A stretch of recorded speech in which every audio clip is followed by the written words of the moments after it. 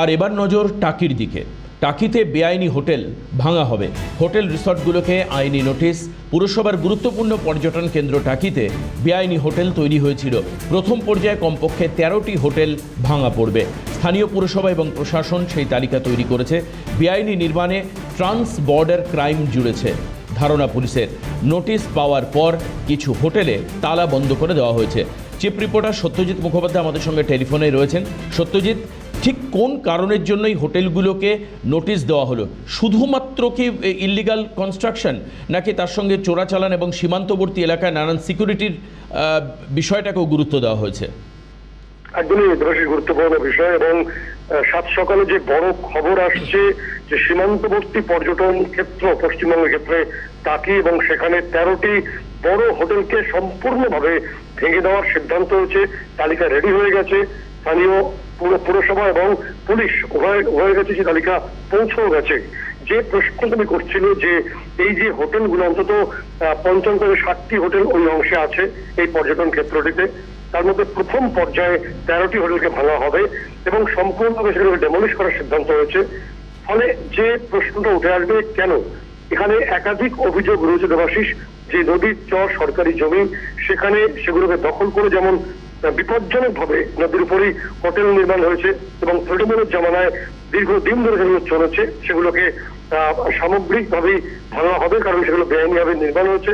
এর পাশাপাশি যে তথ্য বিভিন্ন সূত্র মারফত আমরা জানতে পারছি যে অপরদিকে রয়েছে বাংলাদেশের বিস্তীর্ণ সীমান্ত এবং সাতক্ষীরা সহ একাধিক অংশে জামাতুল মুজাহিদিন বাংলাদেশ বা জেএমবির বড় ঘাঁটি আছে এবং অনেক ক্ষেত্রেই দেখা যাচ্ছে মেরিটাইম বর্ডারের যে নিরাপত্তার ফাঁক ফোকর ঘরে এই সমস্ত হোটেলগুলোতে অবাধে বিভিন্ন সময় যে ড্রাগস এসছে এবং অনেক ক্ষেত্রেই এমন অনেক ব্যক্তি এসছেন যারা এদেশের ওয়াচ লিস্টে আছেন বলেই একটা বড় অংশ মনে করছেন। ফলে ট্রান্স বর্ডার ক্রাইম যেমন জুড়ে আছে, দেশের নিরাপত্তা যেমন জুড়ে আছে এবং যে প্রশ্নটা উঠছে যে নদীর চরে এমন ভাবে হোটেল তৈরি করা হচ্ছে যেখানে সবসময় বিএসএফ এর পক্ষে নজরদারিও সম্ভব নয়, কারণ অনেকগুলো ঘাটের ক্ষেত্রে বিএসএফ এর নজরদারি পরিপূর্ণভাবে সম্ভব নয় বলে একটা বড় অংশ মনে করেন। ফলে নদীপথকে অবাধে ব্যবহার করার সুযোগ অনেকগুলো হোটেলের ক্ষেত্রে ছিল। ফলে সবকিছুকে মাথায় রেখেই এই হোটেলগুলোকে ডেমলিশ করার সম্পূর্ণভাবে ধূলিসাৎ করে দেওয়ার সিদ্ধান্ত হয়েছে প্রথম পর্যায়ে। পরবর্তী পর্যায়ে আরো বেশ কিছু হোটেল এই লিস্টে আছে বলেই প্রশাসনিক সূত্রে তথ্য উঠে আসছে। দেবাশিস, ধন্যবাদ সত্যজিৎ।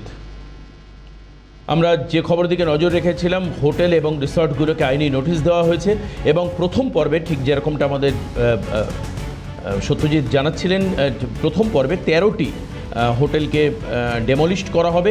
তার কারণ শুধুমাত্র ইল্লিগাল এনক্রোচমেন্ট বা ইল্লিগাল কনস্ট্রাকশন নয়, সঙ্গে সীমান্ত সুরক্ষার বিষয়টিকে গুরুত্ব দিয়ে দেখছে প্রশাসন। স্থানীয় মানুষজন কি বলছেন, হোটেল ব্যবসায়ী তারাই বা কি বলছেন, শোনাবো আপনাদের। আছে, কিন্তু এই তৃণমূলের জামানায় যে এই অবৈধ হোটেলের কারবারের জন্য টাকি সুনামটা কিন্তু অনেকটাই মাটিতে মিশে গেছে। সেই জায়গা থেকে যে এই একের পর এক তালা পড়ছে, এর জন্য একদিকে যেমন এলাকাবাসী খুশি, তেমনই যারা পর্যটক যারা এখানে এসে দ্বিধাগ্রস্ত হতেন, যে পরিবার নিয়ে আসতে গেলে অনেক সামাজিক বাধা বিপত্তির মধ্যে পড়তেন এবং এই যে দৃষ্টিকটু যে একটা পরিবেশ তৈরি ছিল, সেই পরিবেশটা তারা আশা করছেন যে আগামী দিনে থাকবে না। ইপো গ্যাংয়ের যে কোম্পানি মমতা বন্দ্যোপাধ্যায়কে সামনে রেখে তার যে সাগরেররা একের পর এক এই নদীর গতিপথকে আটকে দিয়ে তার উপরে বিল্ডিং তুলে একের পর এক যে অবৈধ কারবার, সেই কারবারের কিন্তু বিপক্ষে জনগণ যে জনাদেশ দিয়েছে, সেক্ষেত্রে বিজেপি সরকার এবং মাননীয় মুখ্যমন্ত্রী শুভেন্দু অধিকারী মহাশয় অবশ্যই এই সিস্টেমটার বিরুদ্ধে, অর্থাৎ যারা অবৈধ কারবার করেছেন তাদের উপযুক্ত শাস্তির ব্যবস্থা করবেন এবং জনগণ তাতে কিন্তু খুশি। তাই আরো কিছু এখনো হোটেল আছে, সেখানে এই কাজকর্ম চলে এবং সেই হোটেলগুলো যেন প্রশাসন উচিত সেগুলোর ব্যবস্থা নেওয়া এবং এটা অবশ্যই খুব তাড়াতাড়ি করতে হবে এবং এই হোটেলগুলোর ব্যবস্থা নিতে হবে। টাকি পুরসভার চেয়ারপারসন যিনি রয়েছেন তিনি কি বলছেন, আসুন শোনাই। দিয়ে দিয়েছেন, কারণটা কি দাদা? শোনো, আমরা নোটিশ তোমার সারা টাকি মিউনিসিপ্যালিটিতে নদীর ধার সহ আরো তোমার যত আছে তোমার কমার্শিয়াল প্লেস, বুঝলো তো, ব্যবসায়িক প্রতিষ্ঠান আছে, কারোর হচ্ছে অন্য বিজনেস আছে, কিন্তু তাদের প্রত্যেককে আমরা 56টার বেশি নোটিশ দিয়েছি, বুঝলে তো। আচ্ছা। এবার নোটিশ দিয়ে আমরা তাদের কাছে তাদের উপযুক্ত যা ডকুমেন্টস, সেই ডকুমেন্টস আমরা জমা করতে বলেছিলাম পৌরসভায়। আচ্ছা। হ্যাঁ, এবার যাদের আছে অনেকেই করেছে জমা।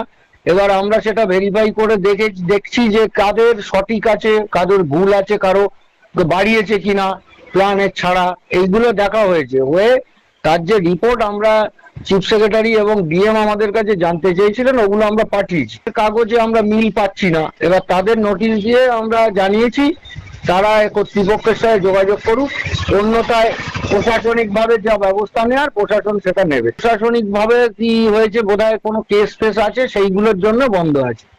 আমাকে তো এখন সব চেষ্টা করছে, একমাত্র তো ঘুরে বেড়াচ্ছি সবেদন নীলমণি, এবার নানা দিক দিয়ে তোমার দেখছে যে আমার কিভাবে কি করা যায়, বুঝতে পেরেছি।